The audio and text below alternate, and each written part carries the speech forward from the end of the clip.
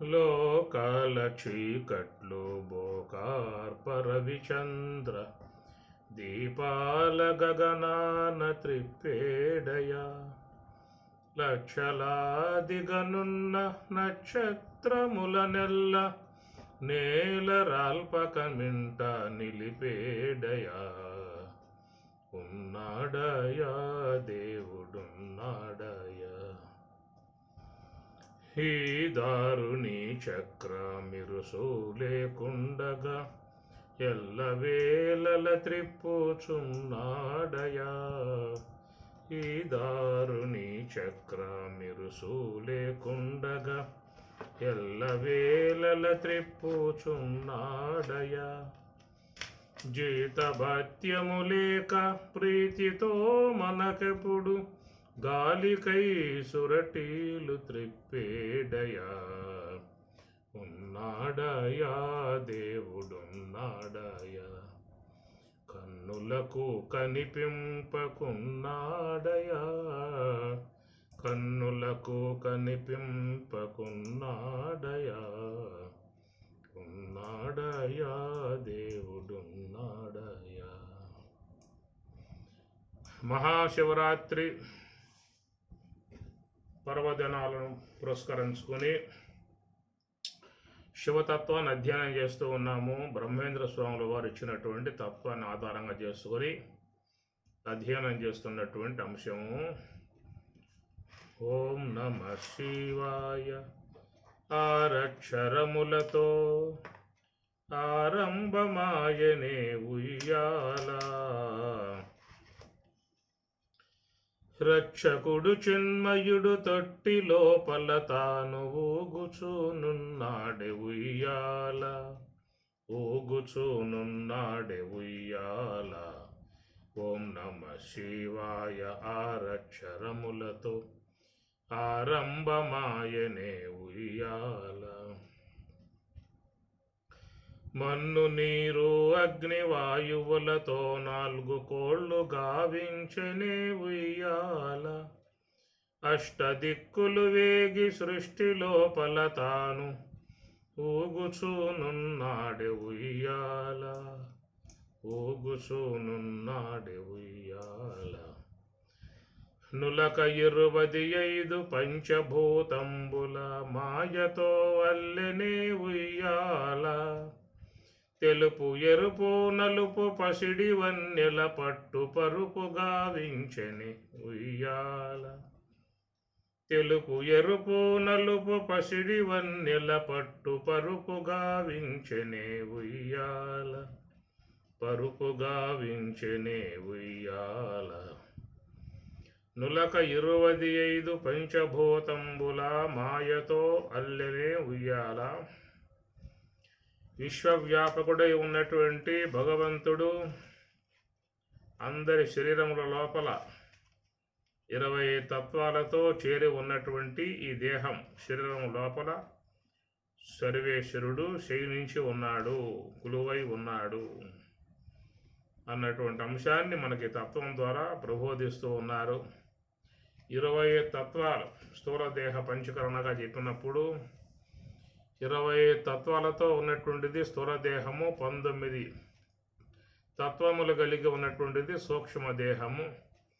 ఈ రెండింటి యొక్క నిర్మాణ విధానం అంతా కూడా సర్వేశ్వరుడు అత్యద్భుతముగా నిర్మించి మనకు వాట్లను అందించినటువంటి విధానము. మనం మనస్సు యొక్క అంశాన్ని గురించి చెప్పుకోవడం జరిగింది. మనస్సు అనేది వాయువాంశము ఆకాశాంశము రెండింటి కలయిక వల్ల మనసు అనేటువంటిది ఏర్పడిందిగా చెప్పుకున్నాము. అట్లనే ఆకాశం యొక్క పరగభాగములు 4 అయితే ఈ 4 కూడా వాయువులో చేరి మనస్సు, అగ్నిలో చేరి బుద్ధి, జలములో చేరి చిత్తము, పృథివిలో చేరి అహంకారము అనేటువంటివిగా ఏర్పడతాయి. అనగా పృథ్వీ అనగా పంచభూతముల అంశములతో చేరి ఉండడం కారణంగా వాటిల్లో అవి స్వాభావికముగా పనిచేసే విధానాలు వాటికి ఉంటాయని చెప్పని అగ్ని యొక్క అంశతో చేరి ఉన్నది కాబట్టి బుద్ధి ఎప్పుడూ కూడా శుద్ధంగా ఉంటుంది. అగ్ని ఏ ప్రకారంగా శుద్ధమై ఉంటుందో ఆ ప్రకారం అగ్ని యొక్క అంశతో పుట్టింది కాబట్టి బుద్ధి కూడా చాలా శుద్ధముగా ఉండే విధానము, స్వచ్ఛముగా ఉంటుంది. బుద్ధి యొక్క నిర్ణయాలు కూడా చాలా సహేతుకంగా ఉండేటువంటి విధానము. అటనే మరి జలము యొక్క అంశతో పుట్టినటువంటిది చిత్తం కనుక ఎట్లా అయితే జలము కదలికల కలిగి ఉంటుందో చిత్తము కూడా చిత్త చాంచల్యము అని చెప్పి అంటూ ఉంటారు. అలాంటి చంచల స్వభావం కలిగి ఈ చిత్తం అనేటువంటిది ఉంటుంది. ఎందుకంటే జలము యొక్క అంశతో అది ఏర్పడటం కారణంగా. తర్వాత మరి పృథివీ యొక్క అంశతో ఏర్పడినటువంటిది అహంకారము. అహంకారము అనేటువంటిది కఠినంగా ఉంటుంది, చాలా కర్కశంగా ఉంటుంది. అహంకారము అనేటువంటిది కలిగి ప్రవర్తించేటువంటి వారి జీవన విధానం కూడా చాలా మరి కఠినంగా ఉండే విధానం ఉంటుంది, దారుణంగా కూడా ఉండే విధానం ఉంటుంది. కారణం ఏంటంటే అది పృథివీ అంశతో ఏర్పడింది కాబట్టి. పృథివీ యత్ కఠినం సా పృథివీ అన్నారు. యత్ కఠినం, ఏదైతే కఠినము కలిగి ఉంటుందో దానిని పృథివీ అని చెప్పి అన్నారు.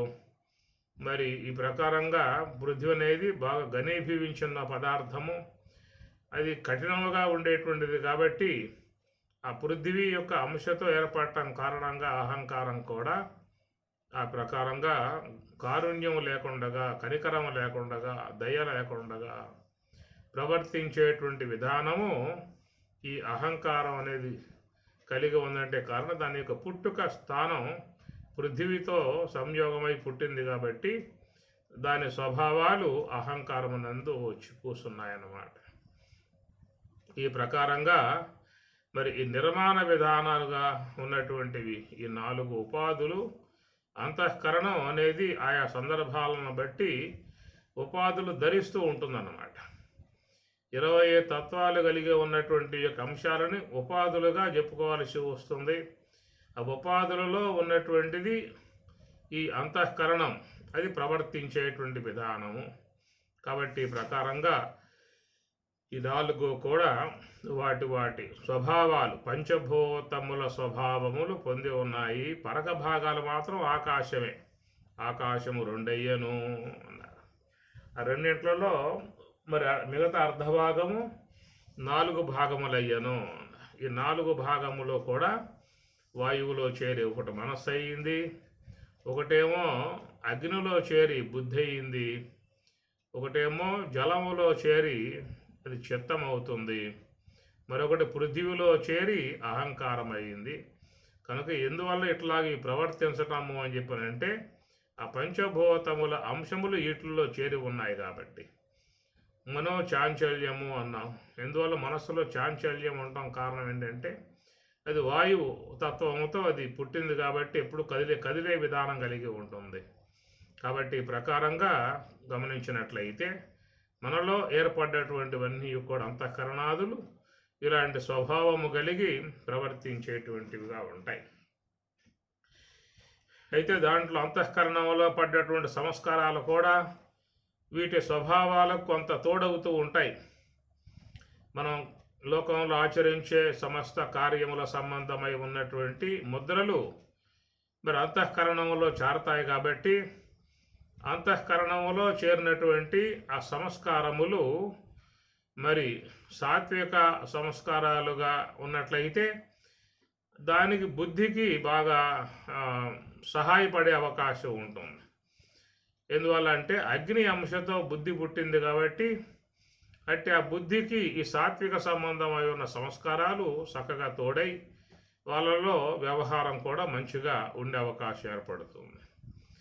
లేదా రజోగుణ సంబంధమై ఉన్న సంస్కారములు కనుక బాగా మనలో అంతఃకరణంలో ఏర్పడ్డట్లయితే దానికి ఏంటంటే ఈ మనస్సు అనేటువంటిది బాగా ప్రవర్తించడానికి ఆస్కారం ఏర్పడుతుంది. ఈ రజోగుణ సంబంధమై ఉన్న సంస్కారములు మన మనస్సులో పెట్టినట్లయితే దాని కారణంగా మనస్సులో ఉన్న చాంచల్యం ఇంకా ఎక్కువయ్యే అవకాశం ఉంటుంది. అది అందువల్ల ఎక్కువ మంది చాలా వరకు సాత్విక సంబంధమై ఉన్న సంస్కారం పెట్టడం కంటే ఎక్కువగా రాజసిక రజోగుణాత్మకమై ఉన్న సంస్కారాలే ఎక్కువగా మనస్సులో అంతఃకరణంలో ప్రవేశిస్తాయి కాబట్టి దాని కారణంగా ఈ మనస్సు యొక్క భాగం ఎక్కువగా చంచలత్వం కలిగి ప్రవర్తించే విధానంగా ఉంటుంది. మూడవది తామసిక సంబంధమై ఉన్న సంస్కారాలు మనస్సు అంతఃకరణంలో ప్రవేశించినట్లయితే ఈ తామసిక సంబంధమై ఉన్న సంస్కారములు అహంకారం ప్రకోపించి ప్రవర్తించటానికి అవి బాగా సహకరించేటువంటివిగా ఉంటాయి. గమనించాల్సిన అంశము. ఈ ప్రకారంగా ఈ 4 కూడా చూసినట్లయితే ఆయా భూతములలో మరి ఉన్నటువంటి అంశములు ఈ గోళకములుగా ఏర్పడ్డాయి కాబట్టి ఆ గోళకములతో అంతఃకరణం కలిసి వ్యవహరించే విధానం ఉంటుంది. మరి ఆ మనస్సులో పడ్డటువంటి అంతఃకరణంలో పడ్డటువంటి సంస్కారములు మనం మంచివిగా సాత్వికముగా ఉన్నటువంటివి పెట్టినట్లయితే వాళ్ళల్లో ఎక్కువగా బుద్ధి అనేటువంటి భాగం పనిచేసి వాళ్ళకు సుఖశాంతులు ప్రసాదించే విధానంగా ఉంటుంది.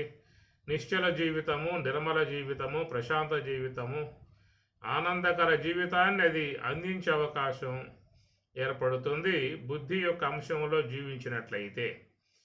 ఇక మనస్సు యొక్క అంశం చెప్పుకున్నాం కదా.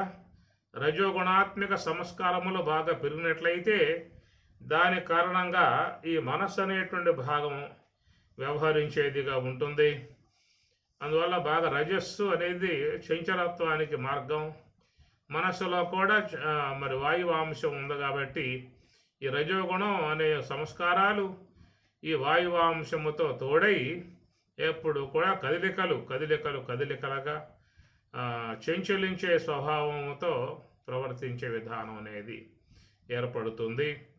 ఈ ప్రకారంగా మనం మరి గమనించుకుని మనస్సులో మంచి పుణ్య సంస్కారాన్ని పెట్టేటువంటి ప్రయత్నం చేయాల్సి ఉంటుంది. అట్లాగా ఈ వాయుతత్వంతో ఉన్నటువంటివి వ్యాన ఉదాన సమాన ప్రాణాపానములు అనేటువంటివి కూడా సర్వేశ్వరుడు ఈ శరీరంలో ఈ విధముగా నిర్మాణం చేసినటువంటిది. ఈ నిర్మాణాత్మక ప్రక్రియ జీవులకు సంబంధం లేదు. జీవులు కేవలం శరీరములో ఉండి ఆ శరీరాన్ని భోగాయతనంగా వాడుకోవటం వరకే ఈ జీవుడు చేసే పని. మిగతా దేహములో వ్యవహారం అంతా కూడా ఈశ్వరాజ్ఞకు లోబడి అన్నీ కూడా జరబడుతూ ఉన్నాయి. ఆ ప్రకారంగా వాయువు యొక్క సంబంధమై ఉన్నటువంటి అవన్నీ కూడా వ్యానముగా ఉదానముగా సమానముగా ప్రాణముగా అపానము ఏర్పడ్డటువంటివి. అయితే పరక భాగంలో మాత్రం వాయువే. అయితే ఆకాశాంశంలో చేరటం కారణంగా అది వ్యానమైంది. అట్లనే అగ్ని యొక్క అంశంలో చేరటం వల్ల అది సమాన వాయువు అయింది. తర్వాత పృథ్వీ యొక్క అంశంలో చేరటం, జలము యొక్క అంశంలో చేరటం వల్ల అది ప్రాణం అవుతుంది. అదే పరక భాగం పృథ్వీ యొక్క అంశంలో చేరటం వల్ల అది అపాన వాయువు అవుతుంది. మిగతా అర్ధాంశమే ఉదానము అన్నారు. కాబట్టి ఈ వృత్తులు కూడా వేరువేరుగా ఉంటాయి. సమాన నాభిదేశస్థ అన్నారు. ఈ సమాన వాయువు నాభి యొక్క ప్రదేశంలో ఉంటుంది. అది ఆహారాన్ని పచనం చేస్తూ ఉంటుంది. మనం వేసే ఆహారం అంతా కూడా ఈ నాభి స్థలములో సమాన వాయువు ఉండి ఆహార పచనం చేయటం దాని యొక్క విధానం అన్నమాట.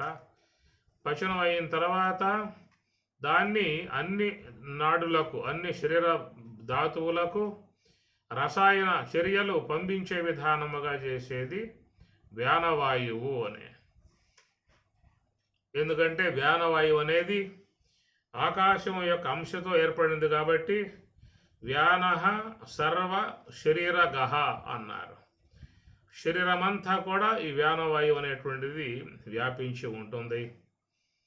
ఉండి ఆయా రసాలు ఉత్పన్నమైనటువంటి యొక్క రసాలన్నిటినీ కూడా ఆయా ధాతువులకు అది పంపిణీ చేస్తూ ఉంటుంది. ప్రాణాపానవు సమౌ కృత్వా, సమ అంటే సమాన వాయువు అన్నమాట. పచామ్యన్నం చతుర్విధం, ఆహార పచనం అవుతుందన్నమాట. కాబట్టి ప్రకారముగా ఈ వ్యానవాయువు అనేటువంటిది మన దేహంలో ఉన్న రసాలని ఆయా ధాతువులకు తీసుకుపోయి అందించే విధానంగా చేస్తూ ఉంటుంది. దేహమంతా కూడా వ్యాపకమై మరి ఆ యొక్క వ్యానవాయువు శరీరాన్ని ఎప్పటికప్పుడు రక్షణ కవచంలాగా అది వహించి ఉంటుంది వ్యానవాయువు అని చెప్పని.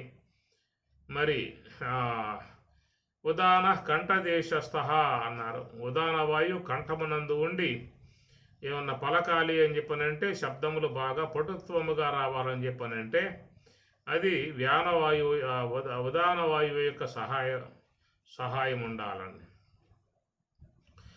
అటనే ప్రాణము అనేది జలము యొక్క అంశతో ఏర్పడుతుంది. పరక భాగం అయితే వాయువే, కానీ దాంట్లో అంశం ఉందంటే జలాంశం అన్నమాట. జలాంశతో ఏర్పడింది కాబట్టి ప్రాణం అది ఎప్పుడూ కూడా నీటిని ఆధారంగా చేసుకుని ఉంటుంది. మన శరీరంలో నీటి శాతం ఎక్కువగా ఉండాలి. ఆ నీటి శాతం ఉన్నప్పుడే ప్రాణం అనేది ఉండే అవకాశం ఉంటుంది. వేసవి కాలంలో ఎండనబడి వచ్చినటువంటి వాళ్ళకు ముందుగా మనం జలాన్ని అందిస్తాం.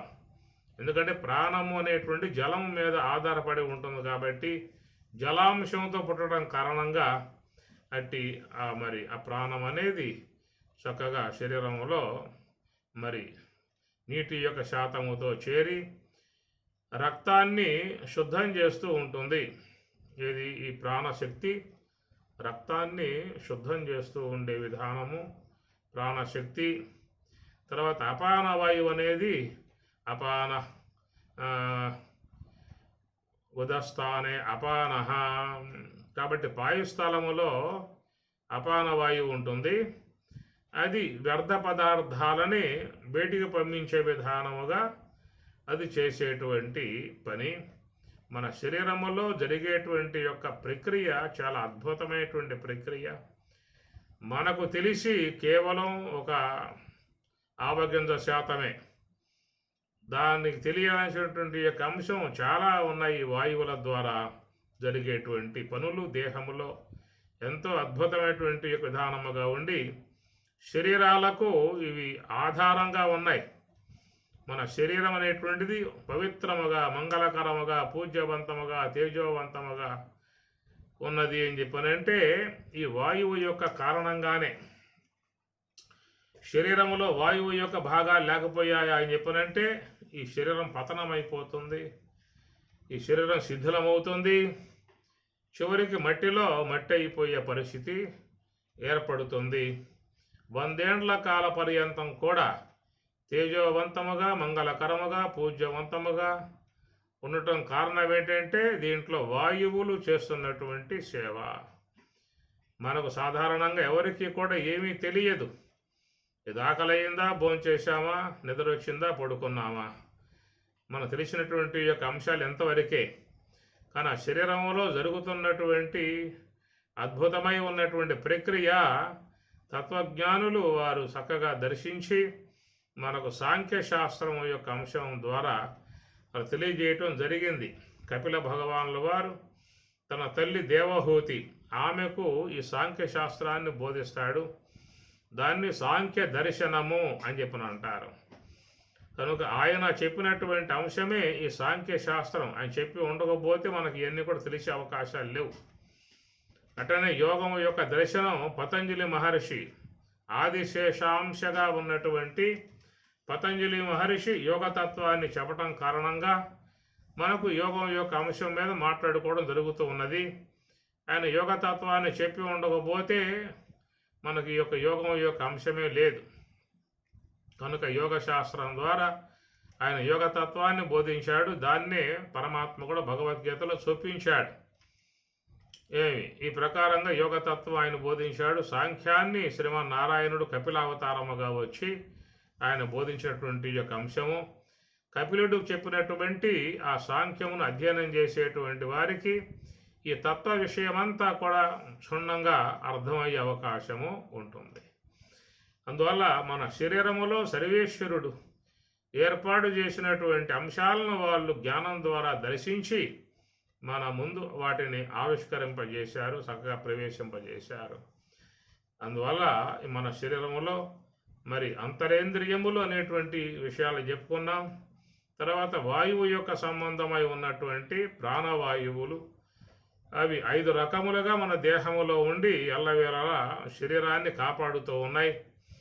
ఇంకా 5 కూడా మరొక 5గా పరిణమించి నాగ, కూర్మ, కృకర, దేవదత్త, ధనంజయ ఉపవాయువులుగా పరిణమించి శరీరాన్ని అన్ని విధాలా కాపాడుతూ ఉన్నాయి.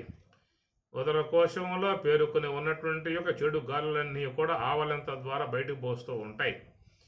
అటనే అనేక పదార్థాలు భుజిస్తూ ఉంటాం. భుజించగా కొన్ని పదార్థాలు కంఠనాళముల కాడ ఆగిపోయి ఉంటాయి. వాటిని తుమ్ము ద్వారా మొత్తం కూడా ఆ కంఠనాళాన్ని శుద్ధం చేసే విధానముగా తుమ్ము ద్వారా మొత్తం బయటకు వచ్చేస్తూ ఉంటాయి. మరి ఆ కంటిని కాపాడే విధానముగా ఒక వాయువు బాధ్యత వహించింది. నిరంతరం కనురెప్పలు కిందకు వాలటము, పైకి లెగవటము, కిందకు వాలటం, పైకి లెగవటం, ఇదంతా కూడా మనం చేస్తున్న పని కాదు. ఇది మనకి ఇచ్చినటువంటి ఒక డ్యూటీ కాదు.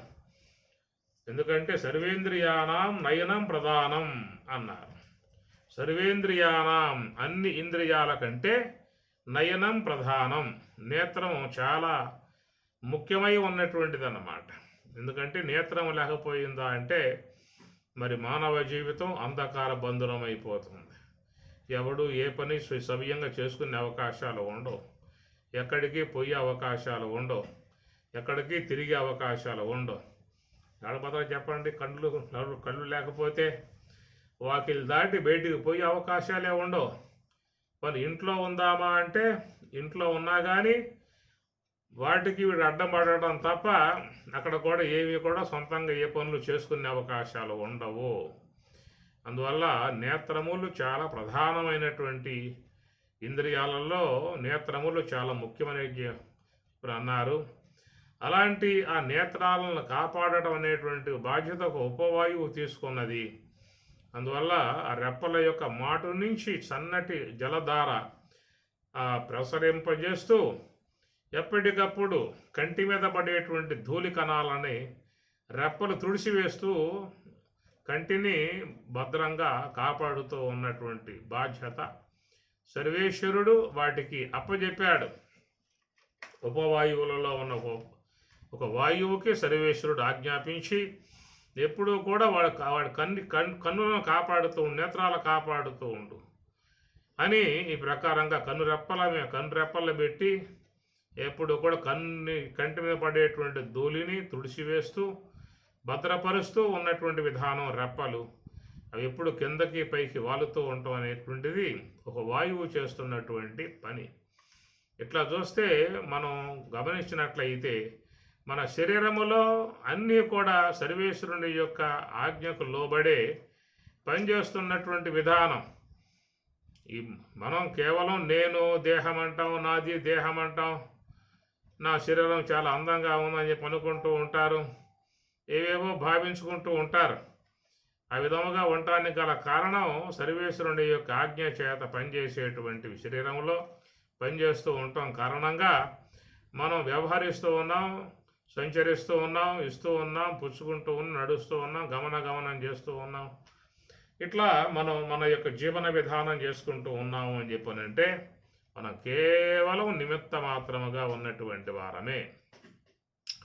ప్రకృతే క్రియమానాని గుణై కర్మాణి సర్వశః అహంకార విమూఢాత్మ కర్త అహం ఇతి మన్యతే అని కృష్ణ పరమాత్మల వారు ఒక విషయంలో ఆయన మాట్లాడుతూ ప్రకృతే క్రియమాణాని, ఆ ప్రకృతే ఇంద్రియాలే క్రియమానాని, వాటి యొక్క స్వభావాలను అనుసరించి అవి ప్రవర్తిస్తున్నవి అన్నాడు. స్వభావస్తు ప్రవర్తతే ప్రకృతే క్రియమానాని, ప్రకృతి శాసించింది అనగా మనలో ఉన్న ఇంద్రియాలు, జ్ఞానేంద్రియాలు, శ్రోత్రేంద్రియం వింటూ ఉంటుంది అంతే. ఓ శ్రోత్రేంద్రియమా వినమాక అని చెప్పి అనండి మీరు, అదే నీ మాట చెల్లి అక్కడేమో అది పాటించదు, అది వింటూనే ఉంటుంది. త్వగేంద్రియమా నువ్వు స్పర్శ గ్రహించమాక అని చెప్పి అనండి, నీ ఆజ్ఞది ఏలా లెక్క చేయదు, స్పర్శ గ్రహిస్తూనే ఉంటుంది. ఈ ప్రకారంగా చూసినట్లయితే అన్ని ఇంద్రియాలు వాటి క్రియలు ప్రకృతిని అనుసరించి సర్వేశ్వరుని యొక్క ఆజ్ఞతో వచ్చినటువంటివిగా పనిచేస్తూ ఉన్నాయి. దీని లోపల ఉన్నటువంటి జీవుడు మాత్రం కేవలం అతడు ఆ పనిచేసేటువంటి వాటితో తన గమనాన్ని కొనసాగించుకుంటున్న విధానమే కానీ అన్నీ కూడా పనిచేస్తున్న విధానం అంతా కూడా ఈశ్వరుని యొక్క అధీనములో ఉండే అన్నీ పనిచేస్తూ ఉన్నాయి.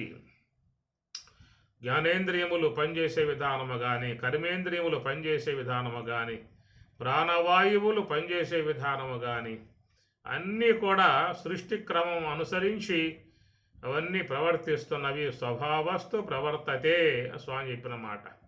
ప్రకృతే క్రియమానాని గుణై కర్మాణి సర్వశః అహంకార విమూఢాత్మ కర్త అహం ఇది మన్యతే. అహంకారుడే ఉన్నటువంటి వాడు నేను కర్తని, నేను చూస్తున్నా, నేను వింటున్నా, నేను తింటూ ఉన్నా, నేను నా వల్ల పనిచేస్తూ ఉన్నాయి అని చెప్పిన విధానం అనుకుంటాడట. కానీ జ్ఞాని ఏమనుకుంటాడంటే నేను కేవలం దేహంలో సాక్షి మాత్రముగా ఉన్నాను. పశ్యన్ శృణ్వన్ స్పృశన్ జిఘ్రన్ అశ్నన్ గచ్చన్ స్వపన్ శ్వసన్ ప్రలపన్ విసృజన్ గృహ్ణన్ ఉన్నిమిషన్ నిమిషన్నపి ఇంద్రియాని ఇంద్రియార్థేషు వర్తంతే ఇది ధారయన్. ఇది మహాత్ములై ఉన్నటువంటి వారు చేసేటువంటి భావన.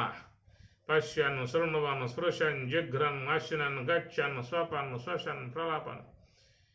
ఇంద్రియాల వ్యవహారం కనుక ఇవన్నీ కూడా మరి ఇంద్రియ వ్యవహారం అంతా కూడా వాటికి అవి అట్లాగా ప్రవర్తించే విధానముగా ప్రకృతి ద్వారా ప్రవర్తిస్తూ ఉన్నాయి అని చెప్పన్న భావనగా తాను కేవలం సాక్షి మాత్రుడుగా నిమిత్త మాత్రముగా ఉండేటువంటి విధానం. నిమిత్త మాత్రం భవసవ్య సాచిన్ అన్నట్లుగా వాస్తవాన్ని గ్రహించినట్లయితే, శరీర ధర్మాలు గుర్తించినట్లయితే ఇవన్నీ కూడా ప్రకృతి అంతా కూడా సర్వేశ్వరుని యొక్క శాసనానికి లోనై అన్నీ కూడా పనిచేస్తున్న విధానము. మనం శరీరములో ఉన్నాము అంతవరకే. ఆ ఉన్నటువంటి యొక్క మనం పనిచేస్తున్నటువంటి ఇంద్రియాల ద్వారా లోకంలో ఉన్న విషయాలని ఆస్వాదిస్తూ ఉన్నాము. అందుబాటులో ఉన్నటువంటి భోగాలని వాటిని ఆస్వాదిస్తూ ఉన్నాము. ఇట్లాగా మరి ఇవన్నీ కూడా లోనున్నటువంటి జీవుడు స్వతసిద్ధముగా పనిచేసేటువంటి భాగాలను అనుసరించి తాను తన వ్యవహారాన్ని అతడు చేసుకుంటూ ఉన్నాడు. అదే మహాత్ములై ఉన్నటువంటి వారు, పండితులై ఉన్నటువంటి వారు, జ్ఞానులై ఉన్నటువంటి వారు ఆ దేహేంద్రియ క్రియలకు వాళ్ళు సాక్షి మాత్రులై ఉంటారు. కర్తృత్వ భావాన్ని వహించరు. కర్తృత్వ భావాలకు లోను కారు. వాళ్ళు అహంకార భావానికి లోను కారు. అంతా కూడా సర్వేశ్వరుని యొక్క అనుగ్రహము, సర్వేశ్వరుని యొక్క ప్రసాదము. ఇది వాళ్ళకు ఉండేటువంటి భావన. ఇంద్రియాని ఇంద్రియార్థేషు వర్తంతే ఇది ధారయన్. వర్తంతే ప్రవర్తిస్తూ ఉన్నాయి, ఈశ్వరాజ్ఞతో ప్రవర్తిస్తున్నాయి అనేటువంటి విధానముగా మరి ఈ శరీరములో సర్వేశ్వరుడు ఉన్నటువంటి వాడై నొల్లక 25 పంచభూతంబుల మాయతో అల్లెనే ఉయ్యాల అన్నారు. ఇదంతా కూడా సర్వేశ్వరుడు తన యొక్క మాయ అనేటువంటి దాన్ని ఉపకరణంగా చేసుకుని ఇవన్నీ కూడా చేసిన విధానము. కాబట్టి శరీరములో మొన్న కూడా చెప్పుకున్నాము, రసాయనాదులన్నీ కూడా ఉత్పన్నం చేసే విధానము కూడా అది మరి ఏ ఏ రసాలు ఉత్పన్నమైతే ఏ ఏ భాగాలు పనిచేస్తాయో ఆ విధముగా అవి ఉత్పన్నమయ్యే విధానముగానే సర్వేశ్వరుడు చేసుకుంటూ ఉంటున్నటువంటి వ్యవహారము. ఎందుకంటే మానవులుగా ఉన్నటువంటి వారు తన యొక్క కర్తృత్వ భావాన్ని వదిలి అహంకార భావాన్ని వీడి అంతా కూడా సర్వేశ్వరుని యొక్క ఆజ్ఞతో జరుగుతూ ఉన్నాయి. సర్వేశ్వరుని యొక్క శాసనమే పనిచేస్తూ ఉన్నది. నేను కేవలం నిమిత్త మాత్రముగా ఉన్నాను. కాబట్టి ఈ విశ్వంలోకి రావటం అనేటువంటిది కూడా ఆయన అనుగ్రహముతో రావటం జరిగింది. ఎంతకాలం విశ్వంలో ఉండాలో అనేది కూడా పరమేశ్వరుని యొక్క శాసనమై ఉన్నది. ఏనాడైతే ప్రయాణం కొనసాగించాల్సి ఉంటుందో ఆనాడు పరమాత్మ యొక్క ఆజ్ఞ మేరకు విశ్వం నుంచి నిష్క్రమించి ప్రతి ఒక్కరూ కూడా వెళ్ళాల్సి ఉంటుంది.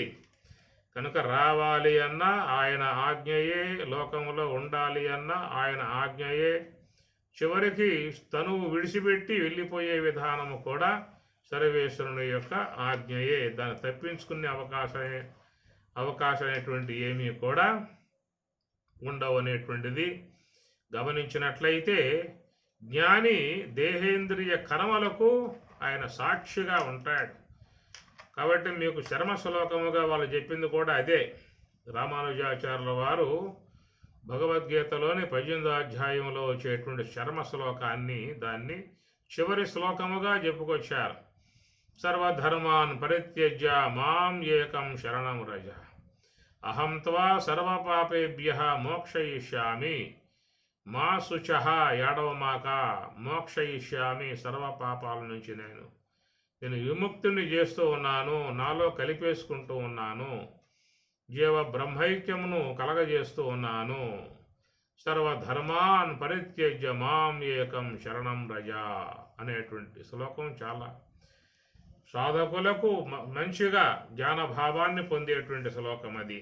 సర్వధర్మాన్, అన్ని ధర్మములన్నీ కూడా మరి సర్వేశ్వరుని యొక్క అనుమతితో జరుగుతున్నటువంటివిగా జ్ఞానులుగా ఉన్నటువంటి వారు గుర్తిస్తారు. కాబట్టి వాటికి వాళ్ళు సాక్షి మాత్రముగా ఉంటారు. కర్తృత్వ విధానాన్ని వాళ్ళు వహించరు.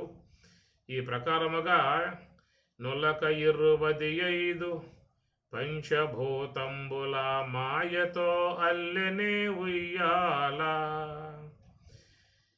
ఆ ప్రకారముగా శరీరాలను 20 తత్వాలతో నిర్మింపజేసుకుని ఆ శరీరములో తానే ప్రావిశతు అని చాందోక్యం చెబుతూ ఉన్నది. ఏకోహం బహుశ్యాం, ఏకహ ఒక్కడనై ఉన్నటువంటి యొక్క నేను, బహుశ్యాం అనేక రూపములు అగుదునుగాక అని తాను సంకల్పించుకుని ఈ ప్రకారముగా 20 తత్వాలతో ఉన్నటువంటి స్థూల దేహమును, 19 తత్వములు కలిగి ఉన్నటువంటి యొక్క సూక్ష్మ దేహమును ఈ సర్వేశ్వరుడు ఏర్పాటు చేసుకున్నటువంటి విధానము. 19 మాత్రం ఉండాలని చెప్పని మనం ఏమైనా చెప్పామా స్వామివారికి? లేదు కదా. కాబట్టి కర్మేంద్రియములు కానీ, జ్ఞానేంద్రియములు కానీ, అంతరేంద్రియములు కానీ, ప్రాణవాయువులు కానీ ఇవన్నీ కూడా వాటికి ఆయన గారు చక్కగా నిర్మించి ఈ శరీరములో అన్ని భాగాలలో వాటిని ప్రవేశింపజేసి అట్లా తయారు చేసిన తర్వాతే మరి జీవుణ్ణి ఆ దేహంలో ప్రవేశింపజేసి లోకములో సంచరించేటువంటి విధానముగా అవకాశాన్ని కలగజేసినటువంటిది. అందుచేత ఈ ప్రకారముగా మరి 125 పంచభూతంబుల మాయతో అల్లెనే ఉయ్యాల, తెలుపు ఎరుపు నలుపు పసిడి వన్నెల పట్టు పరుపు గావించెనే ఉయ్యాల. తెలుపు ఎరుపు నలుపు పసిడి వన్నెల పట్టు పరుపు సర్వేశ్వరుడు నివాసముగా ఉన్నటువంటి యొక్క ఈ శరీరములో తెలుపు ఎరుపు నలుపు, తెలుపు అంటే సాత్వికము, ఎరుపు అంటే రజోగుణము, నలుపు అంటే తమోగుణం. ఈ 3 గుణములు ఈ శరీరములో ఉన్నాయి. కనుక ఈ 3 గుణముల ప్రవృత్తి వల్లనే ఈ దేహాదులన్నీ కూడా పనిచేస్తూ ఉన్నటువంటివి. మనం గమనించినట్లయితే స్వామివారు చెప్పినటువంటి సాంఖ్య విచారములో మరి ఈ అహంకార తత్వమే 3 విధములుగా ఉండెను అని స్వామి చెప్పారు. సాత్వికాహంకారమనియు, రాజసికాహంకారమనియు, తామసికాహంకారమనియు ఇట్లా 3 విధములుగా ఉండెను. ఈ త్రిగుణాత్మిక అహంకార తత్వముల నుండి ఏర్పడ్డటువంటివి పంచ తన్మాత్రలు కాగా, అట్టి పంచ తన్మాత్రలు అనేటువంటి సూక్ష్మభూతములు అవి తామసికాంశము చేత స్థూల జగత్తుగా మారుతుంది. అదే తన్మాత్రలు మరి సాత్వికాంశము చేత, రాజసికాంశము చేత సూక్ష్మదేహ ఇంద్రియములు, ప్రాణవాయువులు అన్నీ కూడా ఏర్పడే విధానం ఉంటుంది. కాబట్టి ఈ త్రిగుణములు అనబడేటువంటివి మాయకు ఊతగా ఉండేటువంటి అన్నమాట. దైవీహేషా గుణమయీ మమ మాయా అని పరమాత్మ చెప్పాడు. దైవీహేషా గుణమయీ, ఇది గుణమయీ అన్నాడు. గుణములతో చేరి ఉన్నటువంటిది ఈ దైవీహేష గుణమయ్యి మమ మాయా, నా యొక్క మాయ అనేటువంటిది ఈ 3 గుణములతో చేరి ఉన్నదిగా ఆయన చెప్పుకొచ్చాడు. దాన్నే అహంకార తత్వమునందు 3 తత్వాలుగా చెబుతూ సాత్విక అహంకారం అనియు, రాజస్యక అహంకారం, తామస్యక అహంకారం, ఇట్లా 3 గుణములు అనేటువంటి వాటి వ్యవహారమే మనలో కొనసాగుతూ ఉన్నది. ఈ 3 గుణములే సమస్త మానవుల ప్రవృత్తులకు మూలమై ఉన్నాయి. కనుక సాత్వికం అనేటువంటిదేమో జాగ్రత్తావస్థకు హేతు అవుతుంది. రజోగుణం అనేటువంటిదేమో స్వప్నావస్థకు హేతు అవుతుంది. తమో గుణం అనబడేది సుషుప్తి అవస్థకి హేతు అవుతుంది. అది సుషుప్తి అనేది రావాలంటే తమో గుణం యొక్క సహకారం ఉండాలి. తమస్సు అనేది ఆవహించినప్పుడే మనకు నిద్ర అనేది ప్రవేశింపబడుతుంది. ఆ నిద్ర అనేది వస్తేనే మానవులు విశ్రాంతిగా ఉండే అవకాశం ఉంటుంది. అందుచేత సాత్వికం అనేది వ్యవహారానికి అవసరం. వ్యవహారాన్ని చేసుకోవాలంటే, తెలుసుకోవాలంటే సాత్వికం అనేది అవసరం. క్రియలు కొనసాగించుకోవాలంటే రజస్సు అనేది అవసరం. ఇక అంతా కూడా మరుపు తెచ్చుకొని విశ్రాంతిగా అనగా సుషుప్తి అనబడే దాంట్లో ఉండాలని చెప్పి అన్నట్లయితే తమస్సు అనేది అవసరము అని అర్థం. 3 గుణములు అనేటువంటి ఎప్పుడు కూడా వీటి యొక్క వ్యవహారం ఉంటుంది. అందువల్ల మనం సాత్వికాన్ని ఎక్కువగా ప్రేమిస్తాం, సాత్వికాన్ని గౌరవిస్తాం, తామసికమును నింద చేస్తాం, దాన్ని చాలా హీనముగా చూస్తాం. కానీ జీవన విధానంలో చూసినట్లయితే ఈ 3 అవసరమై ఉన్నాయి. సాత్వికం అనేది ఉంటేనే నీకు జాగ్రత్త అవస్థ వస్తుంది. రజోగుణం అనేది పనిచేస్తేనే నీకు స్వప్నావస్థ వస్తుంది. అట్లనే తమస్సు వ్యవహరిస్తేనే నీకు మరుపు ఏర్పడుతుంది, సుషుప్తి అనేది వస్తుంది. ఆ సుషుప్తి పొందితేనే మనం మళ్ళా పొద్దునే అన్ని కార్యములు చక్కగా చేసుకునే అవకాశం ఉంటుంది. ఎవరైతే తెల్లవార్లు కూడా మేలుకొని కూర్చుంటారో, మేలుకొని కూర్చోవటం అంటే సాత్వికం పనిచేస్తూ ఉన్నది. కనుక సాత్వికం గనక బాగా పనిచేస్తూ ఉంటే అది జాగ్రత్త అవస్థ అని చెప్పని అంటారు. కనుక తమస్సు అనేది విజృంభిస్తేనే, తమస్సు అనేది అది బాగా ప్రకోపిస్తేనే మనకు నిద్ర అనేటువంటి అంశం ఏర్పడుతుంది.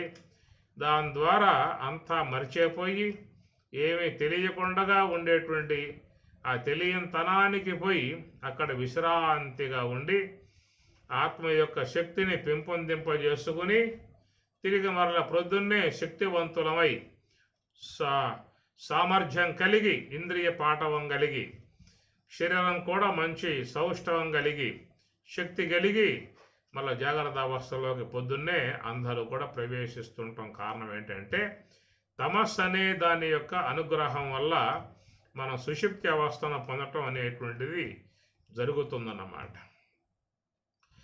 కాబట్టి ఈ తమస్సు అనేది ఎక్కడ నిందాత్మకము అని చెప్పనంటే యోగ సమాధి అనే దాన్ని పొందేటువంటి మహాత్ములకు మాత్రం దీన్ని శత్రువుగా భావించారు.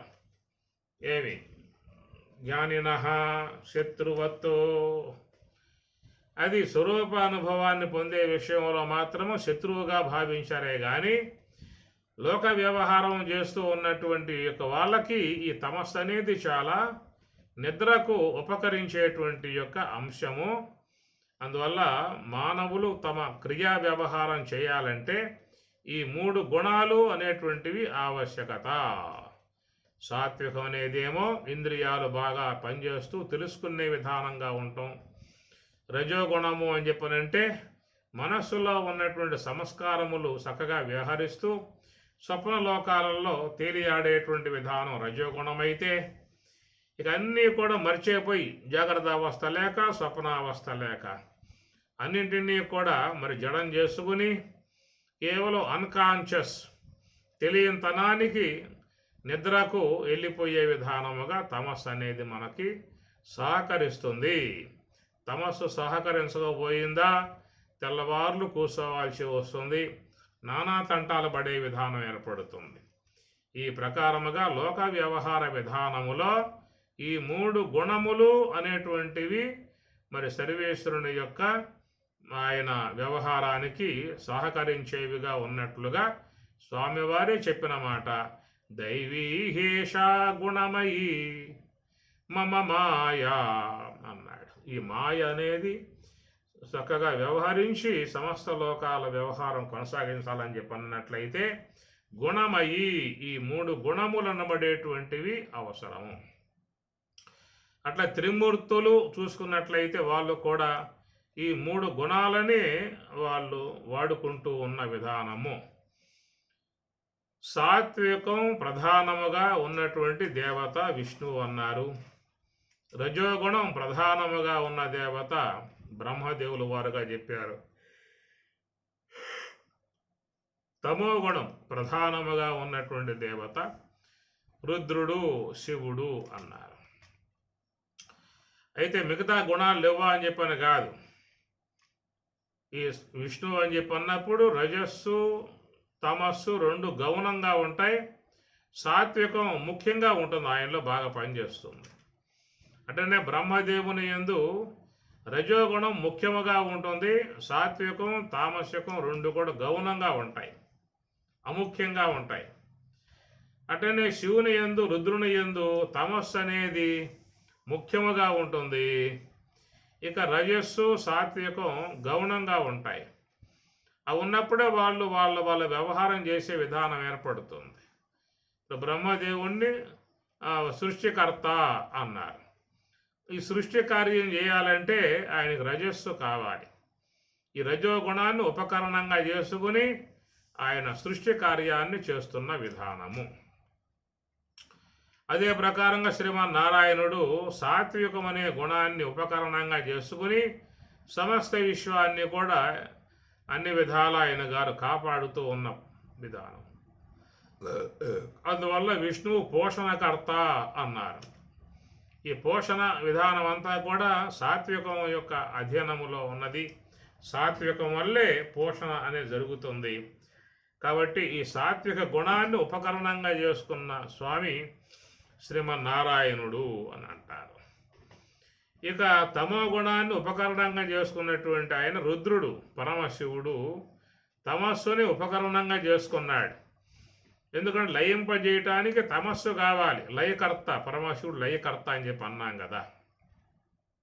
ఇంకా చెప్పుకున్నాక మనం కూడా సుషుప్తి అవస్థకు పోవాలంటే మనలో తమస్సు బాగా పెరగాలి, తమస్సు ఉండాలి. తమస్సు విజృంభిస్తేనే మన సుషుప్తికి పోయే అవకాశం ఉంటుంది. తమస్సు విజృంభించకపోయిందా అంటే ఇక జాగ్రత్త అవస్థలోనన్నా ఉంటాం, లేదా స్వప్నావస్థలోనన్నా ఉంటాం. సుషుప్తికి పోయే విధానం మాత్రం ఉండదు. కనుక లయ విధానం అంతా కూడా తమస్సే మనకు లయం అనే అంశాన్ని కలగజేస్తూ ఉన్నది. లయము అంటే ఏమిటి? ఎక్కడైతే జ్ఞానేంద్రియములు కర్మేంద్రియములు అంతరేంద్రియములు పనిచేసే విధానం లేకుండా ఉంటాయో దానినే లయము అని చెప్పని అంటారు. కనుక సుషుప్తిలో అన్ని ఇంద్రియాలు కూడా పనిచేయటం అనేది ఉండదు. కాబట్టి అక్కడ విశ్రమించాయి మొత్తం కూడా తమస్సు యొక్క ప్రభావంతో. దాన్ని లయము అని చెప్పని అన్నారు. ఆ ప్రకారం మనలో ఈ సుషుప్తి అనేటువంటి లయం తమస్సు ద్వారా వస్తుంది. అంటే విశ్వంలో కూడా సమస్త జీవుల్ని లయింపజేయటం, విశ్వాన్ని లయింపజేయటం అని చెప్పనంటే అది మరి ఆ రుద్రునికి ఆ తమస్సు అనేది ఉపకరణముగా పనిచేస్తూ ఉంది ఆయన దగ్గర. ఆయన లయకర్తగా పేరుగాంచాడు. అందువల్ల సృష్టికర్తగా బ్రహ్మ రజస్సుని ఆధారంగా చేసుకుని, అట్లనే పోషణకర్తగా విష్ణువు సాత్వికమును ఊతగా చేసుకుని, లయకర్తగా పరమశివుడు తమస్సుని ఆయన ఉపకరణంగా తీసుకుని, అయితే వాళ్ళు గుణాలకు లోబడి లేరు. అనుకుంటూ ఉంటాం. మరి బ్రహ్మదేవుల వారు సాత్వికం రజోగుణం ఉన్నది కదా, శ్రీ మహావిష్ణువుకు సాత్వికం ఉన్నది కదా, పరమశివునికి తమస్సు ఉన్నది కదా, వాళ్ళు కూడా గుణములకు లోబడి ఉన్నారు కదా అనే మాట రాకూడదు. వాళ్ళు గుణాలకు లోబడి లేరు. వాళ్ళ గుణాలను తమ స్వాధీనంలో పెట్టుకుని వ్యవహరిస్తూ ఉన్నటువంటి వారు కనుక వారి ఉపకరణములుగా ఉన్నాయన్నమాట. అటనే మహాత్ములు బ్రహ్మవేత్తలు కూడా ఈ గుణాలని ఉపకరణములుగా వాడుకుంటారు. అది బ్రహ్మజ్ఞాన విధానం, జ్ఞాన విధానములో వచ్చేటువంటి యొక్క అంశము. వాళ్ళు కూడా ఇంద్రియాలని చక్కగా వాడుకుంటారు, గుణాలను కూడా వాళ్ళు తమ అనుగుణ్యముగా వాడుకునే విధానం గల శక్తి మహాత్ములకు వస్తుంది. దాన్ని సాధికారత అని చెప్పనంటారు. ఇంద్రియాల మీద ఏర్పడేటువంటి సాధికారత, ఇంద్రియములు వాళ్ళ అధీనములో పనిచేసేటువంటివిగా వచ్చేస్తాయి. అట్లా గుణములు కూడా వాళ్ళ అధీనములోనే ఉండి పనిచేసేటువంటివిగా ఉంటాయి. అందువల్ల వారిని ప్రభువులు అని చెప్పని అంటారు. దాని తైత్రీయంలో కూడా ఆప్నోతి స్వరాజ్యం ఆప్నోతి మనసస్పతిం వాక్పతి చక్షుష్పతి శ్రోత్రపతి విజ్ఞానపతి ఏతత్తతో భవతి ఆకాశ శరీరం బ్రహ్మ సత్యాత్మ ప్రాణారామం మన ఆనందం శాంతి సమృద్ధం అని మనకి తైత్రీయం చెబుతున్నమాట. కాబట్టి ప్రకారంగా ఇంద్రియాల మీద దాని సాధికారత అని చెప్పని అంటారు. మనసస్పతిం వాక్పతి చక్షుష్పతి శ్రోత్రపతి విజ్ఞానపతి. పతి అంటే ప్రభు అన్నమాట. వాటికి వాళ్ళు ప్రభువులై ఉంటారు. వాటిని ఉపకరణములుగా చేసుకుని వాళ్ళు వ్యవహారంకి వినియోగింపజేసుకుంటారు. వాటికి లోబడి లేరు. వాటిని తమ స్వాధీనంలో పెట్టుకుని వ్యవహరిస్తూ ఉంటారు. కాబట్టి వాక్కులు ఎంతవరకు మాట్లాడాలో, ఎంతవరకు ఉపయోగించుకోవాలో అంతవరకే వాక్కుని ఉపయోగించుకుంటూ ఉంటారు. అట్లా మనస్సు కూడా ఎంతవరకు ఉపకారం కావాలో, ఎంతవరకు ఆలోచనలు చేయాలో అంతవరకే చేస్తారో తప్ప దానికి లోబడి వాళ్ళు ఆలోచనలు చేసే విధానం ఉండదు. ఆలోచన ప్రవాహంలో కొట్టుకుపోయే పరిస్థితి వాళ్లకు ఉండదు. సాధారణ మానవులకు మాత్రమే ఈ ఆలోచన ప్రవాహంలో కొట్టుకుపోతా ఉన్నారు. ధ్యానం అనే విధానముగా కూర్చుంటారు. కొద్దిసేపు ఆ శ్వాసపై నిఘా పెట్టి ధ్యానంలో కూర్చుంటారు. ఇక ఆ తర్వాత చూస్తే ఎక్కడో నదీ ప్రవాహంలో, ఆలోచన ప్రవాహంలో కొట్టుకుపోతూ ఉన్న పరిస్థితి అన్నమాట. ఇట్లాగా లోకంలో అందరూ కూడా మరి వాటి ప్రభావాలకు లోనై ఆ యొక్క ఉప్పెనలకు గనక పోయినట్లుగా అందరూ కూడా కొట్టుకుపోతా ఉన్నారు. కాబట్టి సాధికారత అని చెప్పనంటే ఏ ప్రకారముగా త్రిమూర్తులు గుణాలని తమకు అధీనంలో పెట్టుకుని ఉపకరణములుగా చేసుకుని వాడుకుంటూ ఉన్నారు. తిరిగి మరలా వాళ్ళు తన స్వరూపమునందే లయమై ఉంటారు. స్వరూప స్థితిని వాళ్ళు పొంది ఉంటారు. కేవలం వ్యవహారమునందు మాత్రమే వాటిని ఉపకరణములుగా తీసుకుని వాడతారు. అది కాస్త అయిపోయిందా అంటే వాళ్ళు యోగ సమాధి విధానములో స్వరూపమునందు వాళ్ళు లయమై ఉంటారు. పరమశివుడు కూడా కరకలిత చిన్ముద్రం ఆనందమూర్తిం స్వాత్మారామం ముదిత వదనం దక్షిణామూర్తి మీడే అని పరమశివుడు చెప్పే మాట. పరమశివుని ధ్యానం యొక్క అంశముగా చెప్పే మాట. ఈ ప్రకారముగా వాళ్ళు బ్రహ్మజ్ఞాన విధానముగా ఎట్లయితే లోకంలో మానవులుగా ఉన్నటువంటి వారై గురువు యొక్క ఆశ్రయం ద్వారా బ్రహ్మ విద్యను అధ్యయనం చేసి వాళ్ళు యమ నియమ ఆసన ప్రాణాయామ ప్రత్యాహార ధారణ ధ్యాన సమాధులనే అష్టాంగ ప్రక్రియలను ఆచరించి శీలించి వాటి ద్వారా సమాధి అనేటువంటి అంశాన్ని వాళ్ళు పొంది ఉంటారు. ఆ విధముగా పొందినటువంటి యొక్క బ్రహ్మజ్ఞానులు కూడా మరి గుణాలని ఇంద్రియాలను వాళ్ళు ఉపకరణాలుగా వాడుకుంటారు. లోకానికి హితకరమై ఉన్నటువంటి కార్యాలని ఆచరిస్తారు. వాటికి లోబడి ప్రవర్తించే విధానం కాదు. వాటిని స్వాధీనంలో పెట్టుకుని వ్యవహరించే విధానం ఉంటుంది. అది బ్రహ్మజ్ఞాన విధానముగా ఉన్న వాళ్ళకి వస్తుంది. అట్లనే దేవతలుగా ఉన్నటువంటి వారికి కూడా ఆ విధముగా వాళ్ళు ఆయా గుణాలని ఇంద్రియాలని ఉపకరణాలుగా వాళ్ళు వాడుకుంటూ ఉంటారు. అందువల్ల వాటి ఎందు వాళ్ళ సాక్షిత్వ మాత్రముగా ఉండే విధానం కాబట్టి తెలుపు ఎరుపు నలుపు పసిడి వన్నెల పట్టు పరుపు గావించనే ఉయ్యాల. అంటే ఆ సర్వేశ్వరత్వాన్ని పొంది ఉన్నటువంటి వారు కూడా వాటిని తన యొక్క అధ్యయనంలో పెట్టుకుని వ్యవహరించుకునేటువంటి వారుగా ఉంటారనేటువంటి మాట. అట సర్వేశ్వరుడు ఇవన్నీ కూడా చక్కగా క్రమబద్ధముగా నిర్మాణాత్మకములుగా చేసి వాటి వ్యవహారమునందు తాను ఉన్నటువంటి వాడై వాటిని తిరిగి మరలా తన అధ్యయనంలోకి తెచ్చుకుని ఉండేటువంటి విధానం ఈశ్వరతత్వము. ఈశ్వరతత్వమును పొంది ఉన్నటువంటి వారికి మాత్రమే అవన్నీ కూడా వాళ్ళకు లోబడి ప్రవర్తించేటువంటివిగా ఉంటాయి. అలాంటి ఆ స్థితిని ఇక్కడ బ్రహ్మేంద్ర స్వాముల వారు పరమశివుని ఒక పాన్పుగా భావించి అతను వాటి యందు అధిష్ఠించి ఉన్న విధానము. నులక 25 పంచభూతంబుల మాయతో అల్లెనే ఉయ్యాల. తెలుపు ఎరుపు నలుపు పసిడి వన్నెల పట్టు పరుపు గావించెనే. తెలుపు ఎరుపు నలుపు పసిడి వన్నెల పట్టు పరుపు గావించెనే. దాన్ని త్రిగుణ సామ్యావస్థ అని చెప్పని అంటారు. త్రిగుణ సామ్యావస్థ అని చెప్పని అంటారు, లేదా శుద్ధ సాత్విక బ్రహ్మాకార స్థితి అని చెప్పని అంటారు. ఈ ప్రకారముగా 3 గుణములను చక్కగా తన అధ్యయనంలో పెట్టుకుని 4వదగు శుద్ధ సాత్విక బ్రహ్మాకార వృత్తి బ్రాహ్మీ అనుభవము అని చెప్పని అంటారు. అలాంటి ఆ స్థితిని పొంది ఉన్నటువంటి వారు మాత్రమే పరశివతత్వముగా ఉన్నటువంటి. కాబట్టి మహాత్ములు కూడా పరశివతత్వము కలిగి ఉంటారు. వాళ్ళు కూడా త్రిగుణ సామ్యావస్థను పొంది ఉంటారు. త్రిగుణ సామ్యావస్థయే తురీయము యోగ సమాధి. అటు యోగ సమాధి యందు సర్వేశ్వరుడు కొలువై ఉన్నటువంటి విధానము. ఏది యోగ సమాధి 4వ అనుభవముగా ఉన్నటువంటి దాన్ని జీవ బ్రహ్మైక్యము అని, తురియ యోగ సమాధి అనబడేటువంటిది త్రిగుణ సామ్యావస్థ.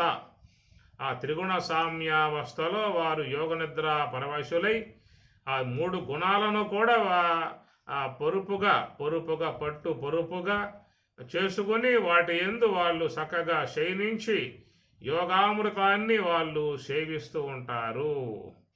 యోగామృత రసం పీత్వా వాయుభక్ష సదా సుఖి యమమభ్యస్యతే నిత్యం సమాధి మృత్యునాశకృతో. ఏమి యోగామృత రసం పీత్వా, యోగామృతమును వాళ్ళు పీత్వా తాగుతూ ఉన్నారు. వాయుభక్ష, వారు ఈ పంచవాయువులను భక్షణ చేశారు, సమస్త వాయువులు లయింపజేసుకున్నారు. యమమభ్యస్యతే నిత్యం సమాధి మృత్యునాశకృతో. సమాధి యోగ సమాధిని పొందినటువంటి వారికి మృత్యువే లేదు అన్నారు. ఎవరా యోగ సమాధిని పొందినటువంటి వారు అని చెప్పనంటే త్రిగుణ సామ్యత్వమును పొందినటువంటి త్రిగుణ సామ్య స్థితి.